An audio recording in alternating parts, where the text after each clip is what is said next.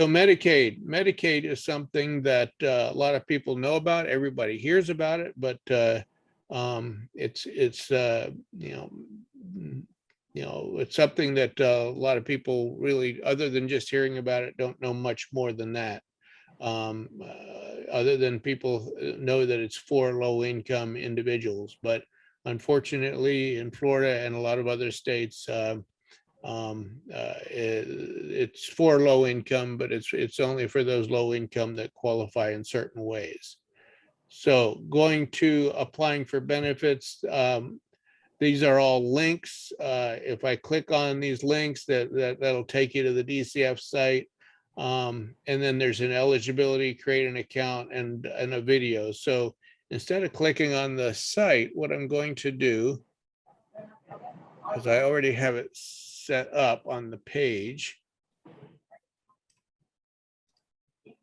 is I'm going to stop sharing.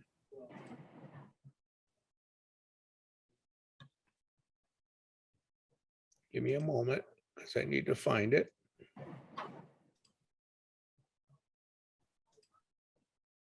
All right, so now you see the access to benefits.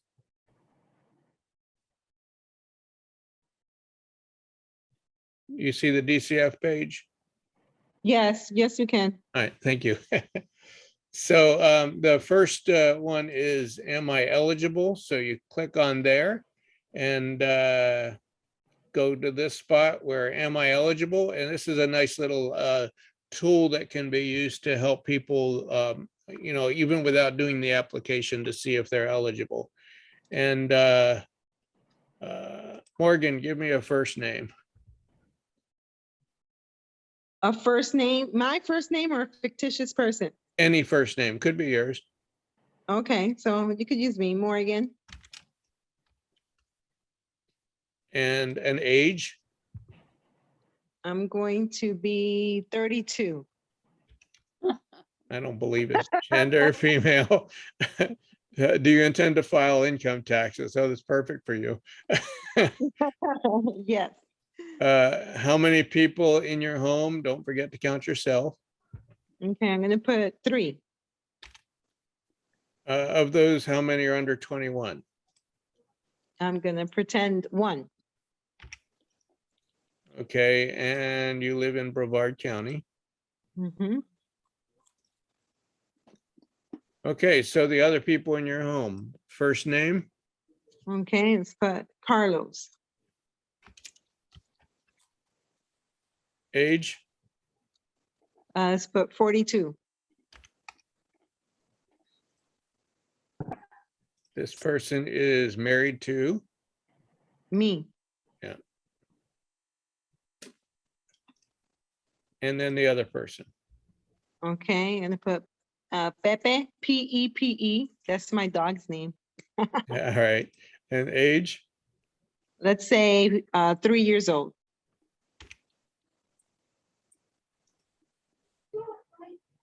And child of? Yep. Both of us. Oh, the child wouldn't be filing taxes, so, okay. No. All right, so check the box for anyone who is claimed as a dependent for Morgan. That would be Pepe. And anyone who's pregnant? No one? No one. Okay.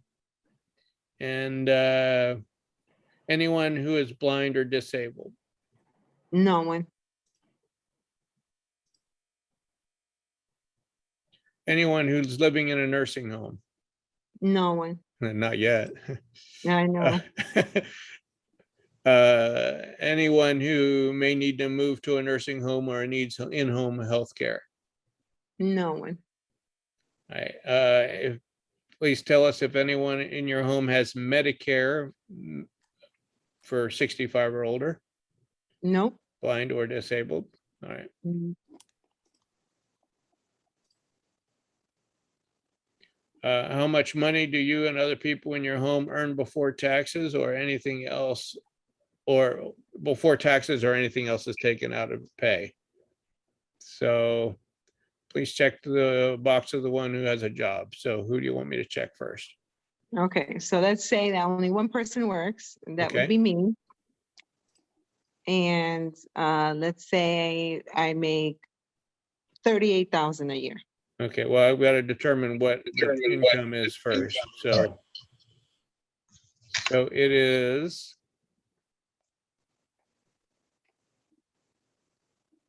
Where's regular job? Well, it's just. Oh, never mind. This is just asking if you get cash from any of these other locations, so it's probably no, Okay. right? Correct. So this is where we put it in. You said 38? Yes.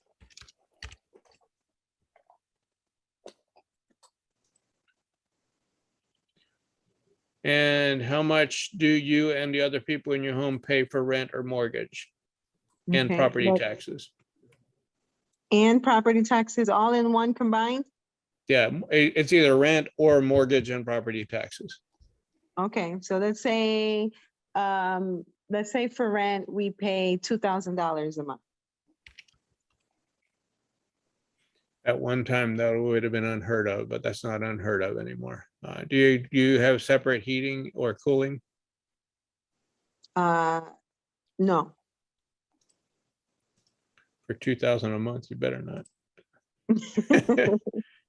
Childcare, any money that's paid to someone to take care of the children. Let's say yes.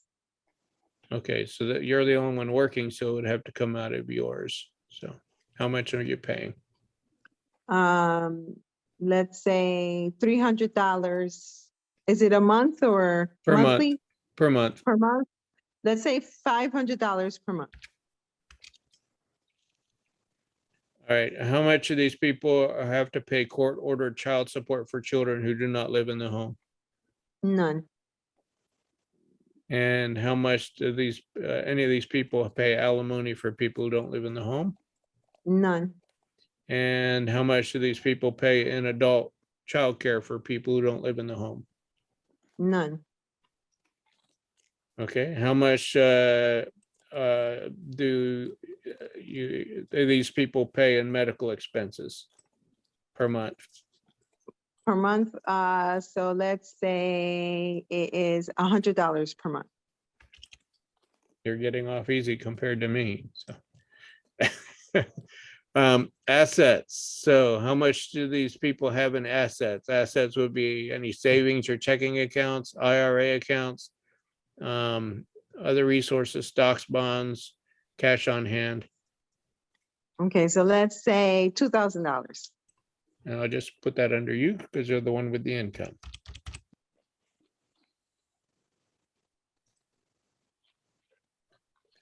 Oh, Andrea is saying that you put the daycare money Mhm. in the incorrect spot. Oh, let me go back.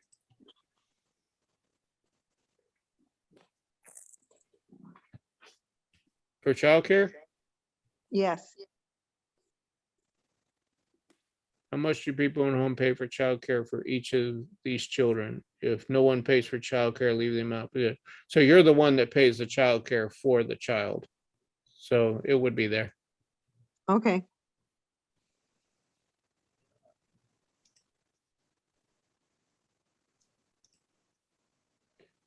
All right, so Carlos is legally married to Morgan. Pepe is child or stepchild of Morgan. Morgan claims Pepe as a tax dependent. Household gets 36,000 a year. Household pays 2,000 each month for housing, pays 600 each month for other expenses such as childcare, medical, alimony, adult care. Household assets total value of 2,000. So, and then the summary is, based on what you told us, it looks like someone in your household may not be able to get low or no cost healthcare through medical assistance such as Medicaid and CHIP. Medical assistance program will pay for most services you get from state approved healthcare, et cetera, et cetera. So you're not eligible for that. based on what you told us, it looks like someone in your household may not be able to get assistance to buy food each month, so you're not eligible for food stamps. And also you're not eligible for cash assistance. So basically that's the summary page that tells you what you are or are not eligible through DCF. So when you're applying through Medicaid, you're actually also applying for food stamps and cash assistance on that site. So then at the end, you can apply, you can print your summary or apply online. We're not going to apply. So I'm going to go back to the beginning. Darlene is saying that that you put 38,000 a month and not a year. Did I? I'm not surprised. I don't do this. I don't do this every day. Like I'm going back to the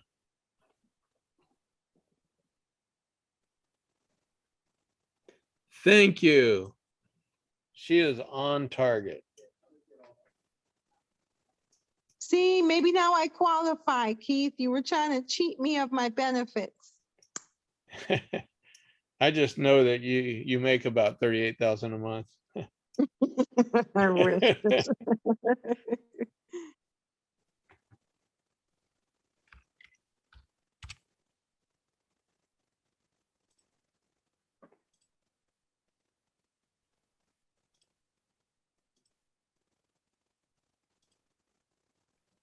Oh, ho, look at that.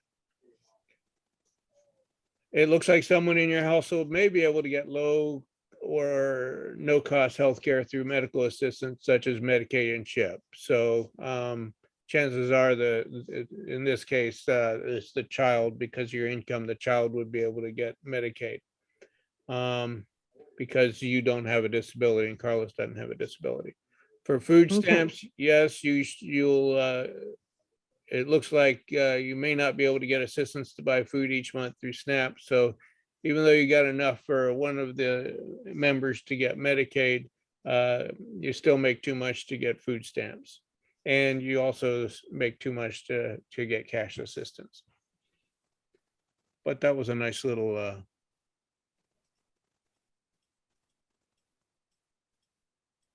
and you check the daycare. I think Alina's saying something about the daycare, that it should be under Pepe and not me.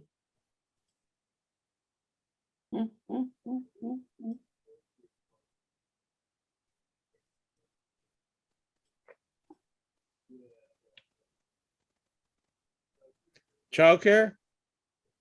This Yeah, is that's about what Alina was saying. this is about who pays for the childcare.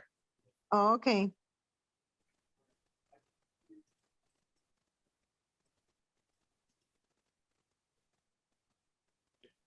All right, so I am going to stop sharing. Okay. And I believe Raymond has a question, but I can't read it from my screen. Oh, okay. There's a few questions in here, so let me take a look.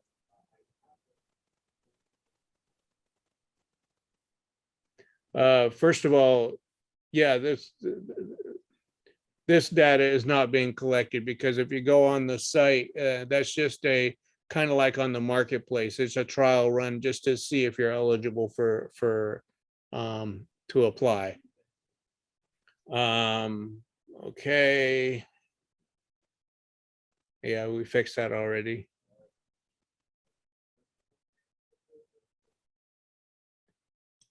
What if they're not 65 and have no children under the age of 18 with no income? The only way that they can, and I'm going to get to that next, the only way they can receive services is if they have other situations other than that. So see if I can get this to work.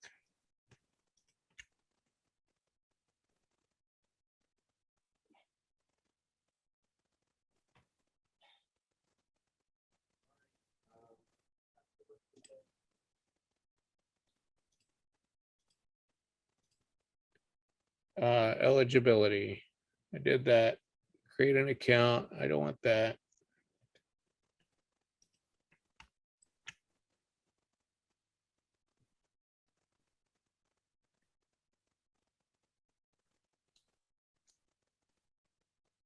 Sorry for the delay. For some reason, I can't get this to work like I want it to.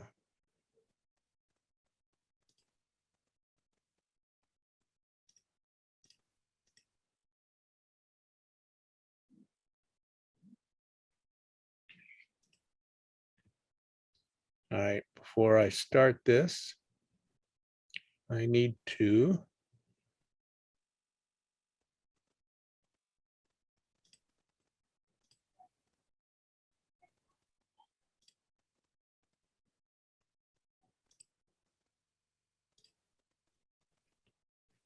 okay. So do you see that blank screen? Apply Yes. for renew, etc. Yes. This course covers the basic functions of creating and managing the online My Access account. Click on a card for the topic that you would like to learn more about. There is a glossary in the top right. When applying for assistance, All there right, is this a lot of part information we on the don't need first to worry page, about. but we will cover it all. Let's start. That's just setting up the account. There are 5 main sections. Each one also has related subsections. The section that you are currently working on will be blue. The subsection that you are working on will be red. At the end of each section, there will be a summary that gives an opportunity to go over all information entered in that section. You can click the pencil icon to edit the answers in that section, or click the X button to delete what you have entered. After reviewing your answers, Now, I'm not going to go through all the application. That would take a long time, but I just wanted to give you an idea of what an individual has to do in order to actually do an application. In all sections, you will be presented with a final summary of the entire application. Review the summary. At the end, you may click the links to go back and make any changes needed.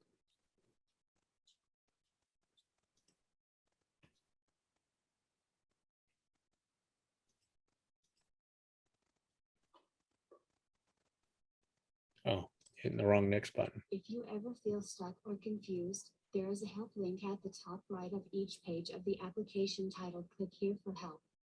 Help pages always open up in a new window and do not interfere with the application. A tip from the benefit selection help page states that the questions on your application will vary based on which programs you choose to apply for. You may apply to multiple benefit programs at one time. A separate application for each benefit is not necessary. When finished, press close to go back to the application. Please answer all of the application questions honestly and to the best of your ability.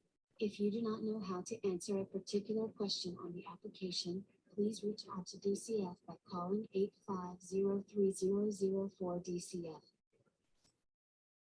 There is a brief description of each benefit program in the application. The 3 main programs that anyone can apply for include food assistance, cash assistance. So and even medical so, assistance. Food assistance helps it low looks income like there's an households awful save lot that needs to be Cash done assistance helps by low the income person who families with is children and applying. pregnant women. It's Medical still a assistance much for easier restricted process than it groups, used to be. such as individuals who aged out of Florida foster care who are under age 26, individuals who are aged, blind, or disabled, individuals in a nursing home, individuals seeking waiver services. Once you have chosen the benefit programs that you are interested in applying for, you will receive more information about each program. Read the important information about assistance that is listed for the program, and then press Next. If you did not choose the benefit programs that you are interested in applying. So here's, you'll see, and I'm just going to run through some of these. This just shows all the different things that you have to fill out to get started. When you finish each section, the summary will show the information you entered. And then this is where it gets really, really a lot of stuff, because you got to fill out information on every person in the household. In the people subsection, fill in the information for all household members. You can add more members by using the other people and home section at the bottom. All required questions are shown with a red asterisk. Once you have added everyone in your household, click Next. A message will appear which reminds you to make sure you entered all household members. If you have entered everyone, click Next to confirm and continue. The next main section is assets. Assets are things like cash on hand. The income section collects information about money you receive from jobs or self-employment. The next section presented is the expense section. Expenses are things like housing, utilities, court-ordered child support payments, child or adult care. The finished subsection will include all information entered in every section of the application. Please read this thoroughly to check for accuracy. Make changes as necessary, and then press next at the bottom of the page to move on. The submit subsection shows a summary of the application. This is another opportunity to view the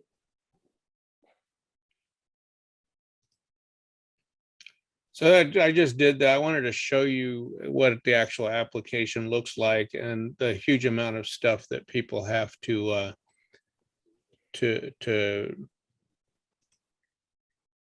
do to make that happen. Now I'm going to go back to. Keith? Keith, Raymond Yep. has two questions. Yep. Keith, is there like a ballpark number for like income, gross annual income that's like what, 150% or less of federal poverty level before you should even think about trying to register on?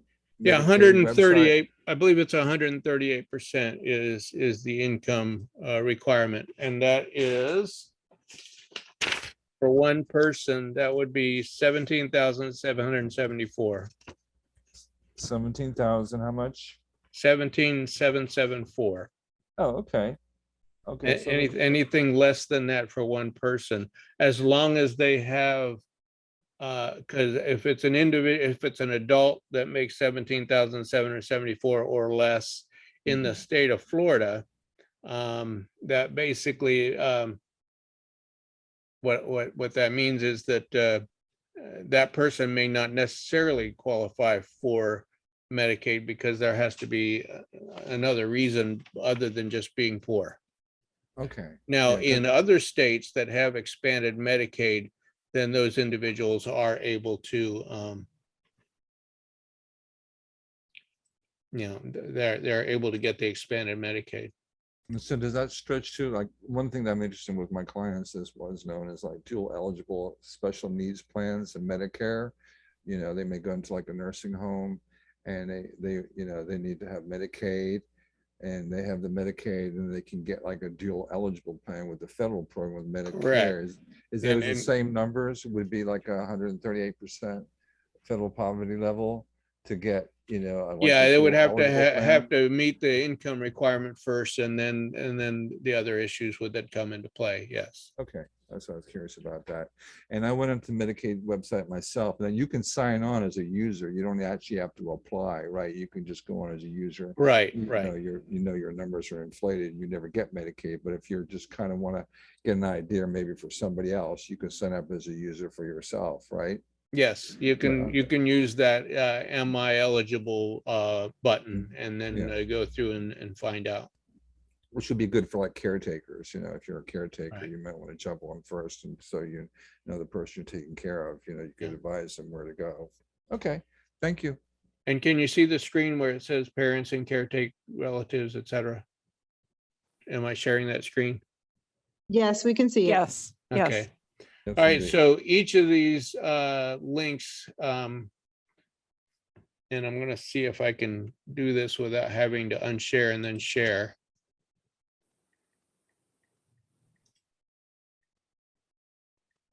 All right. You probably can't see that, can you?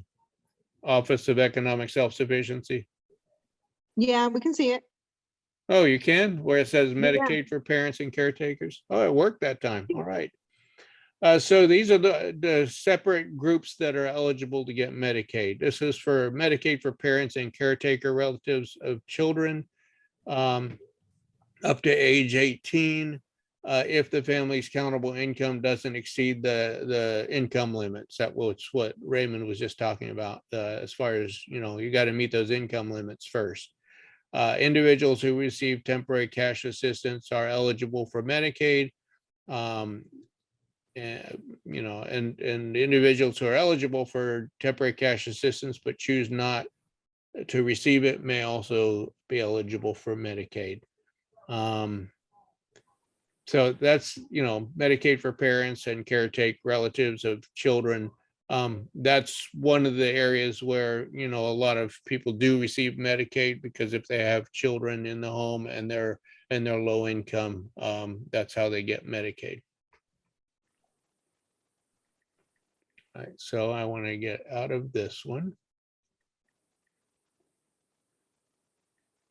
And I want to go back.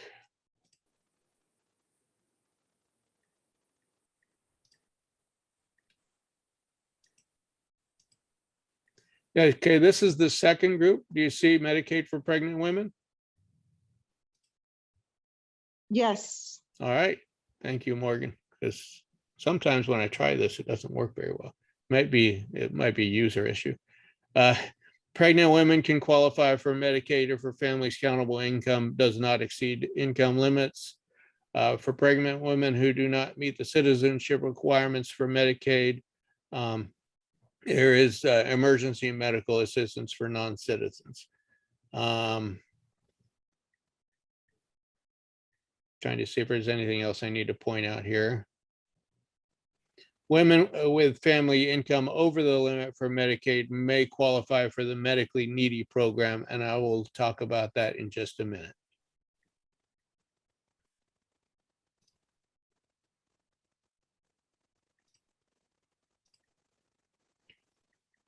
So short one, former foster care individuals under age 26 may receive Medicaid if they were in foster care under the responsibility of the state and receiving Florida Medicaid when they aged out of foster care. And there's no income limit for this program. So that's really helping to support those individuals who were in foster care and trying to transition, going through the process of transitioning out of Medicaid, I'm sorry, or transition out of foster care, and therefore can get Medicaid. The emergency medical assistance is for non-citizens, except non-citizens who are Medicaid eligible, except for their citizen status. Citizenship, can't even talk right. Citizenship status may be eligible for Medicaid to cover serious medical emergencies. That includes emergency labor and delivery of a child. Before Medicaid may be authorized, applicants must provide proof from a medical professional stating the treatment was an emergency.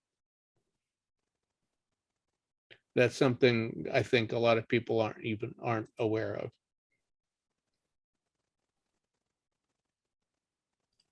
And then finally, the one that Raymond was talking about is Medicaid for aged or disabled, either aged 65 or older. I fit that category, yay. But I don't fit the low income requirements. Or disabled. It's called SSI related Medicaid.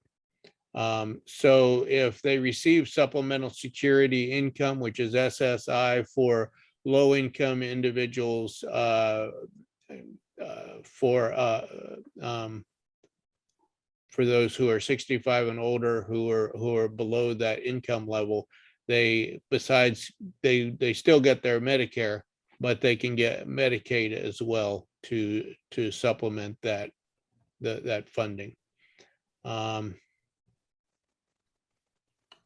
Then there's the Medicare Savings Program, and I'm going to talk about that in just another second here.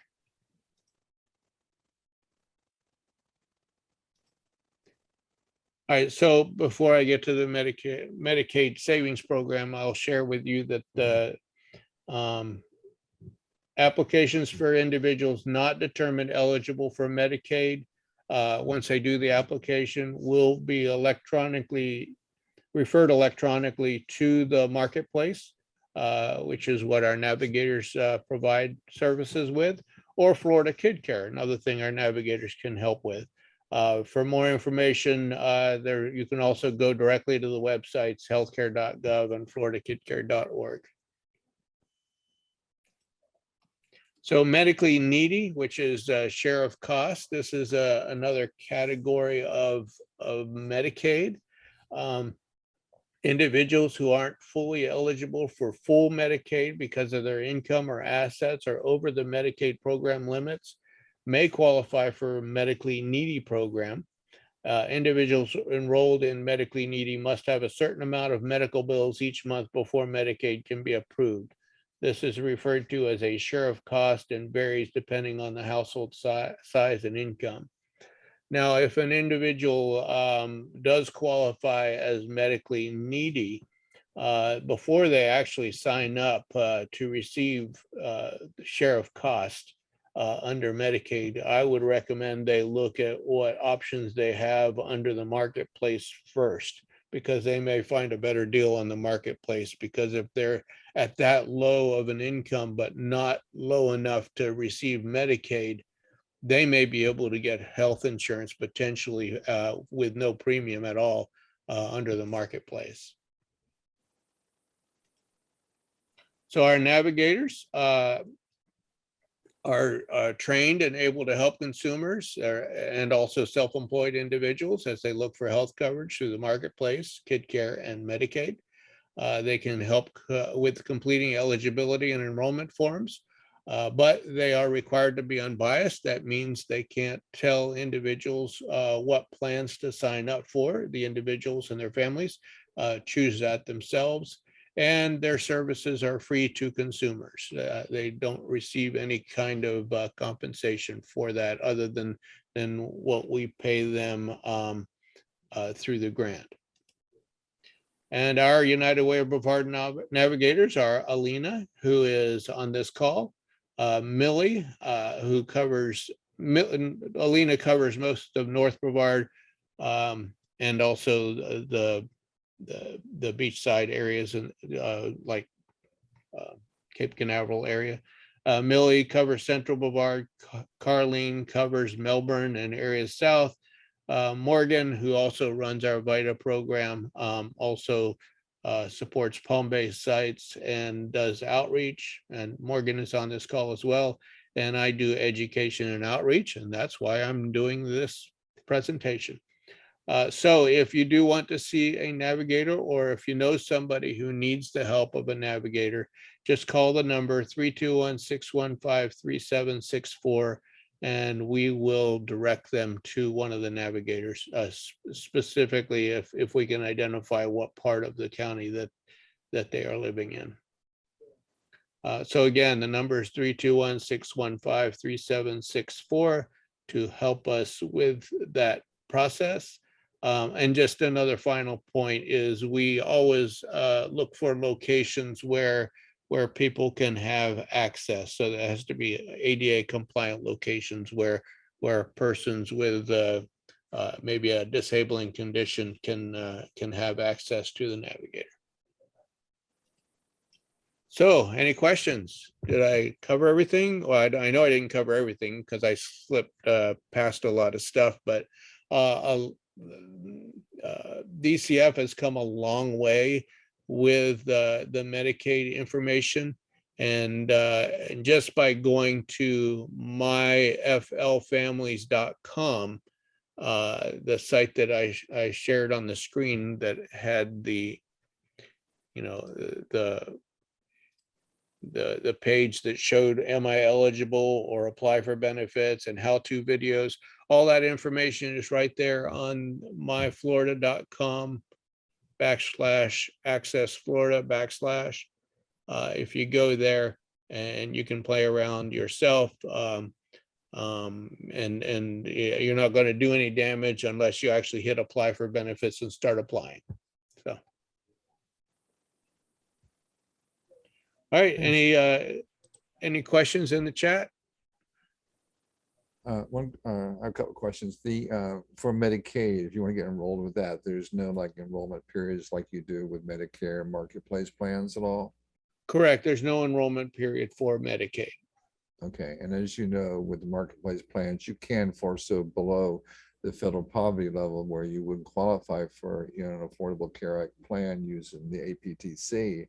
So, but you would be able to be qualified for a Medicaid plan. Do you think you can't get, we talked about 138 being, the over limit, but there's no under limits to Medicaid that you're receiving no income, zero income, You can get No, Medicaid? there's not, as long as they have, one of those other listed items that I mentioned.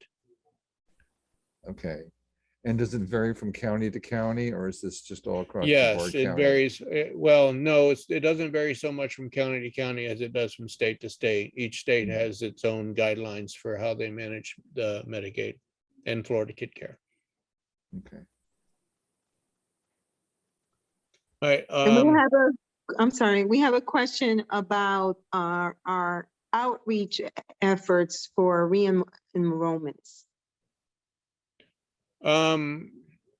Yeah, so again, for enrollment or re-enrollment, just the best thing to do is to go visit one of our navigators.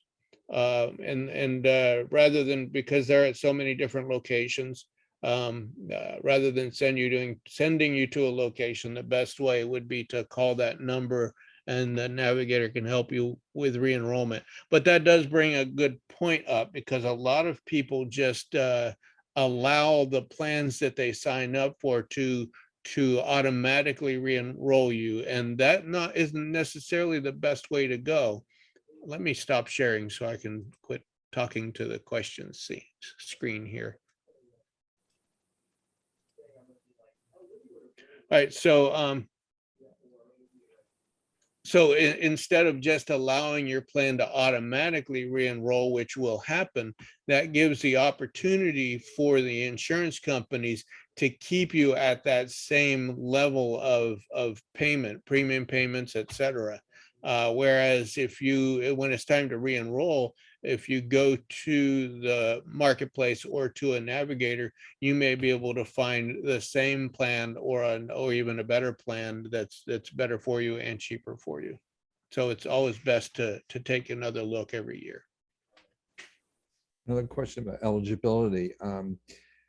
Beyond income, are there any eligibility, like maybe somebody was recently, they were incarcerated, they were released, or maybe they just moved to the state of Florida, or they're an undocumented immigrant or anything like that? Are there any eligibility issues with Medicaid for those type of people and those Yeah, groups? so for Medicaid, they would have to be a citizen. The only time that they could get assistance under Medicaid as a non-citizen would be in a life and death or emergency situation or a birth of a child.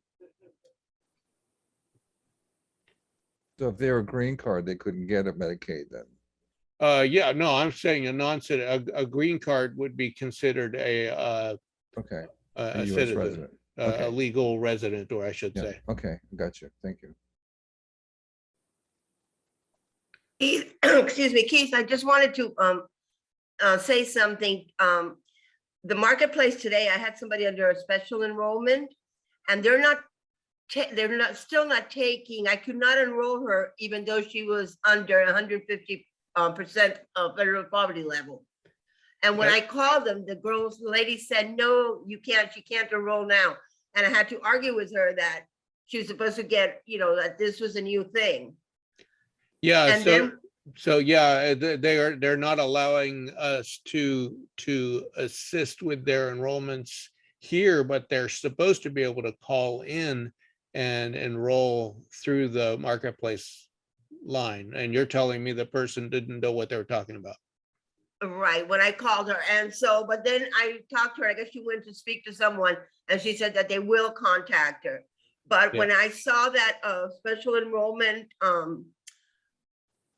webinar before, it said that it will be, they still don't have a date when we will be able to officially be able to fill out the application and for it to go through.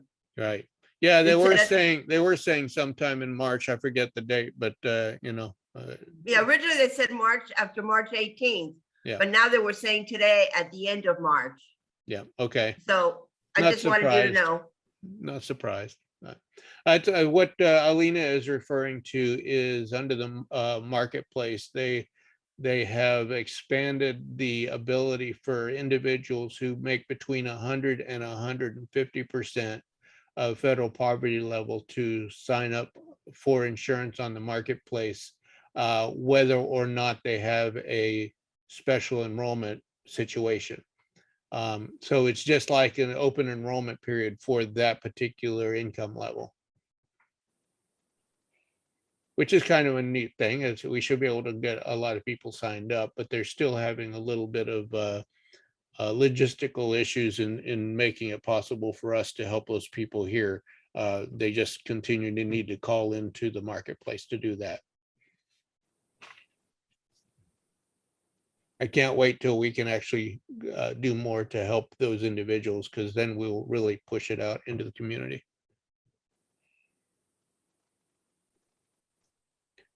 All right, any other questions? This is great. None of the presenters really good. Aha. I'm joking.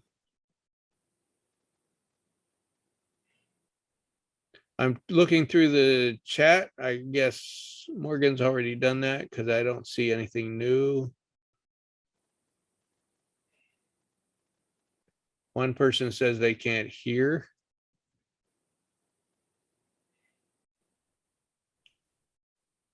Oh, where can I get a copy of the presentation? Just make sure in the chat you put your name and email address. If you want a copy of the presentation, I can certainly send that to you. And I'll also, once the recording is done, I'll create a link and can send that out as well.